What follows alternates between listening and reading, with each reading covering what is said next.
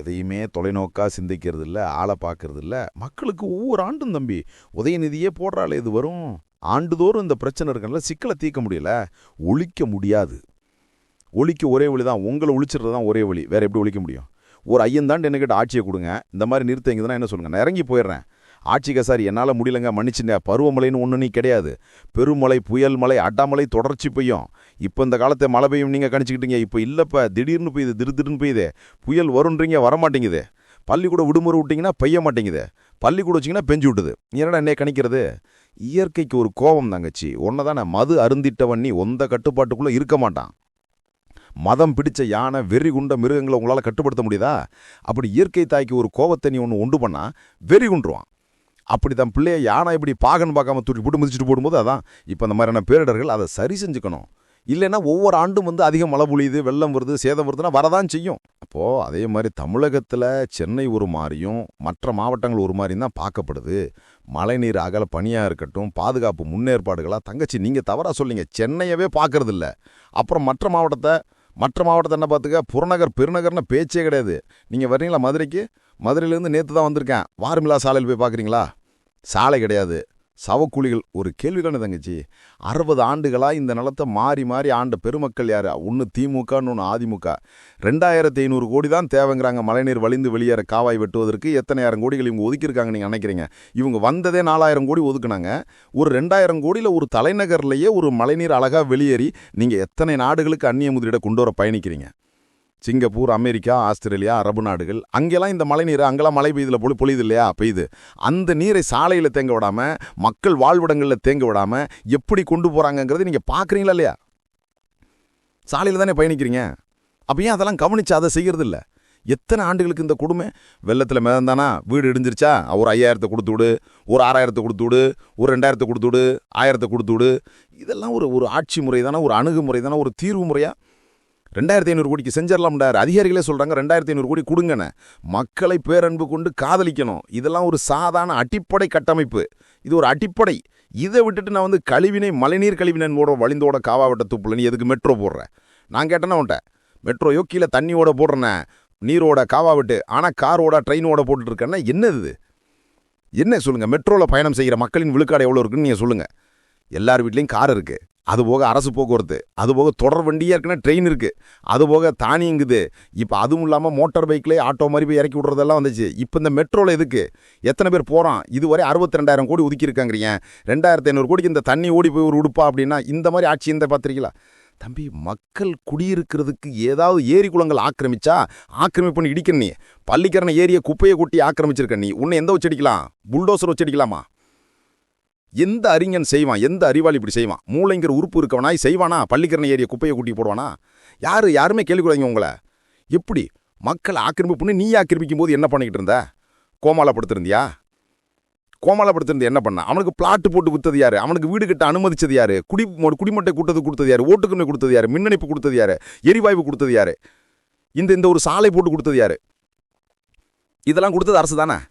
அப்போ திடீர்னு 60 ஆண்டு கழிச்சு ஆக்கிரமிப்பு பண்ணுவாங்க தெரியுதா? மழை இங்கிருந்து ஓடி போய் ஒரு இடத்துல தேங்கிறதுக்கு 10 ஏக்கர், 2 ஏக்கர், 3 ஏக்கர், 4 ஏக்கர், 5 ஏக்கரில் நீர்த்தேக்கங்களை குட்டியாக வெட்டி நீரை கொண்டு சேமிக்க முடியாதா? இதை செஞ்சிருக்க முடியாதா? நீங்கள் என்னோட வாழை இருந்த கோயில் குளங்களை இவங்க மீன் குட்டை மாதிரி, மீன் வளர்க்குற தொட்டி மாதிரி கட்டி வச்சிருக்காங்களா? இப்படி போங்க. அந்த பக்கத்தில் இருக்க அந்த கோயில் குளம் எப்படி இருந்தது? நீ என்ன பண்ணி வச்சிருக்க? சுற்றி சிமெண்ட்டை போட்டு தொட்டி வச்சிருக்க, நீச்சல் குளம் மாதிரி.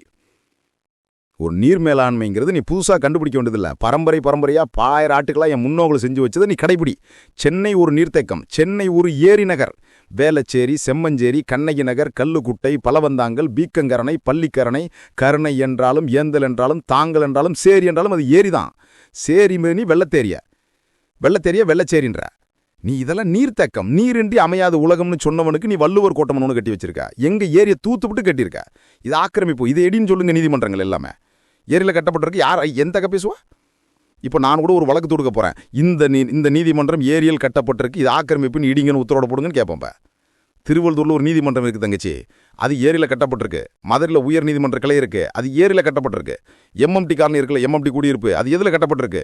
அரசு அலுவலகங்கள் அத்தனையும் ஏரியில் கட்டப்பட்டிருக்கு, நீர்த்தக்கங்களில் கட்டப்பட்டிருக்கு. பள்ளிக்கரணையில் குப்பை கொட்டப்படுது. இதில் அப்புறம் தண்ணி தேங்கியிருக்கு. நீர் தேங்குற இடத்துல நீ வீடை கட்டிடுவேன். அப்புறம் அது வீட்டுக்குள்ளே தானே வரும். என்ன மாதிரி ரோட்ல இருந்து போராட முடியல. அதுக்கு போராடுறதுக்கு ஒரே வழிதான் இருக்கு, வீட்டுக்குள்ள போய் வெள்ளோட நாய் இருங்குது, அவ்வளவுதான். நீ அது ஓடுற இடத்துல நீ போய் எதுக்கு ஆக்கிரமிப்பு பண்ணி? நீர் ஓடுற இடத்துல ரோட போட்டு காரை விட்டனே, அதுக்கு வழி இல்லாமல் வீட்டுக்குள்ள போதா? மழை நீர் வரும்போது அதை சேமித்து வைக்கிறதுக்கு இருக்கா? ஏரி குளங்கள் தூர்வாரப்பட்டு, வேல்முருகன் சொல்லும் போது கூட அந்த ஏரி தூர்வாரப்பட்டு அங்கே நீர்த்தேக்கம் தூண்டு போச்சுங்க. எங்கள் பாட்டனார் கட்டின வீரநாராயண ஏரி 16 கிலோமீட்டர் தங்கச்சி. என் ஊர் ராமேஸ்வரத்துலேருந்து தலைமன்னாருக்கு 16 கிலோமீட்டர் தான். கடலையா போய் ஒரு சின்ன கடலை வெட்டியிருக்காங்க, அதை தூர்வாரி. ஏன்டா கடலூர் மிதக்குது, ஆண்டுதோறும் மழை பொழிவு அதிகமாக வருது, பள்ளனமாக இருக்குது, தாழ்லனமாக இருக்குது, அங்கே அந்த நீரை கொண்டு போய் அந்த 16 கிலோமீட்டரில் தேக்குனா அங்கேருந்து பெருகுழாய் மூலமாக எனக்கு காவிரி பொதிக்கு இந்த தஞ்சை வேளாண்குடி மக்களுக்கு கொண்டு போய் ஊற்றிட முடியாதா? காவிரி டெண்டா பொதிக்கு எதுக்கு நான் கர்நாடகத்தில் 150 டிஎம்சிக்கு கையாந்தனோம்? 16 கிலோமீட்டர் கடலை வெட்டிட்டு போயிருக்கான், அது தூந்து போச்சு. வேகமாக தோண்டுனீங்க, ஆட்சிக்கு வந்தோம்னா 4000 கோடி ஒப்பந்தங்கிறீங்க. தோண்டுனீங்க சும்மா சொல்ல, தோண்டுனீங்க. என்ன பண்ணீங்க? ராத்திரி நாங்கள் தூங்கும்போது மூடிட்டு போயிட்டீங்க. எங்கே இந்த காவலில் என்ன? இதெல்லாம் குடும்பம் தங்கச்சி, இதை பேச அவங்க கோபமாயிரும். வேறு ஏதாவது அது தேவையில்லை தம்பி. இது வேலை இல்லாத தையல்காரர் என்ன பண்ணுவார்? சும்மானா இருக்கேன், யானைக்கு டவுசரத்தை பொண்ணு தப்பார், அவருக்கு அதை இது. உனக்கு நீ எதை பற்றி கவலைப்பட்டிருக்க? நீ ராமர் கோயிலை கட்டிக்கிட்டு கொஞ்ச நாள் அழுத, கட்டி முடிச்சாச்சு, அதையும் முழுக்க கட்டில் ஒழுகுது. இருந்ததா அது நல்லா இருந்தது, இப்போ ஒழுகுது. உள்ளே இருக்க குருமார்கள்லாம் கத்துறாங்க, ஐயோ ஒழுகுது யான்னு. முழுக்க முடிக்கலை, மேலே செட்டை போட்டு அப்படி திறந்து விட்டு போயிட்டீங்க. இப்போ யாராவது உங்கள் மனசான்னு சொல்லி சொல்லுங்கள், ஜெய்ஸ்ராம் கோஷம் போடுறாங்களா? ஏன் மார்க்கெட் இல்லாத ஹீரோ வச்சு யார் தம்பி படம் எடுப்பா? இப்போ இல்லை அவருக்கு. இல்லை, கடவுளே உங்களுக்கு நீங்கள் கட்சி தலைவராக்கி பிள்ளையார பொதுச்செயலராக்கி வச்சுருந்தீங்க, நீங்கள் உங்கள் கட்சி ப்ராப்பர்ட்டி ஆக்கி வச்சுருந்தீங்க. இது மாதிரி குடும்ப உலகத்தில் இருக்கா தம்பி? பிஜேபிக்கு மட்டும்தான் ராமரா? பிஜேபிக்கு மட்டும்தான் பிள்ளையாரா? மற்றவங்களுக்குலாம் இல்லை. அது பிஜேபியில் இருக்கிற மட்டும்தான் ராமர் படைச்சு காத்தாரு, மற்றவங்கள விட்டு போயிட்டாரா? இல்லை எப்படி? நீ கைவிட்டப்போ அந்த இடத்த அகிலேஷ்னு ஒருத்தன் வந்தான், ஒரு தாழ்த்தப்பட்ட மருமகனை தூக்கி பொது தொகுதியில் போட்டு ஒரே அடி அடித்து தோக்கடிச்சிட்டு போயிட்டான். அதுக்கப்புறம் ஜெயஸ்ரீராம் முடிஞ்சு போச்சு. ஏன்னா மார்க்கெட்டில் அவருக்கு இப்போ ராமரை சொல்லி அந்த இடத்துல ஓட்டு வாக்க முடியல. அவர் கோயில் கட்டின இடத்துல இவ்வளோ வழி இருந்தால் ராமர் அந்த இடத்துல தோக்கடிப்பார். என்னை வச்சு என்னடா வெறுத்துட்டாப்ல, வெறுத்தா இதே வேலையாக திரியலாடான்னு. உங்களுக்கு இப்போ ஜெய்ஸ்ரீராம் கிடையாது, இப்போ பூரி ஜெகநாத், ஜெய் ஜெகநாத். திடீர்னு இங்கே வருது வேலை தூக்குறது, திடீர்னு அங்கே போகிறது ஐயப்பனை தூக்குறது. இதுவா தம்பி? கோயிலை விட்டு வாங்க குடிசைக்கு.